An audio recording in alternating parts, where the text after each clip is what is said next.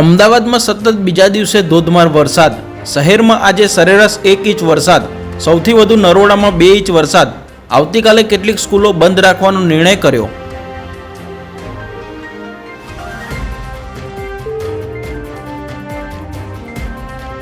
ગુજરાત પર હજુ 72 કલાક સુધી આકાશી આફત। સાંજના 4 વાગ્યા સુધી કચ્છ, રાજકોટ, પોરબંદર, જામનગર, દ્વારકા માથે અત્યંત ભારે વીજળી તાંડવ મચાવશે।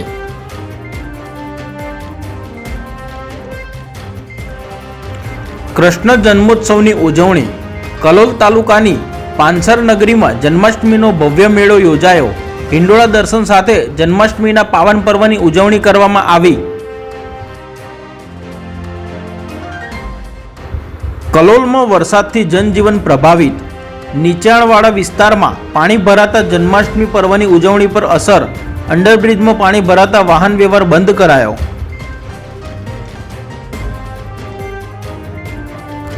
ગાજવીજ સાથે ધમાકેદાર વરસાદ।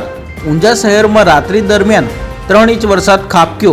જન્માષ્ટમી નિમિત્તે રાખેલો મટકી ફોડનો કાર્યક્રમ મોકૂફ રખાયો।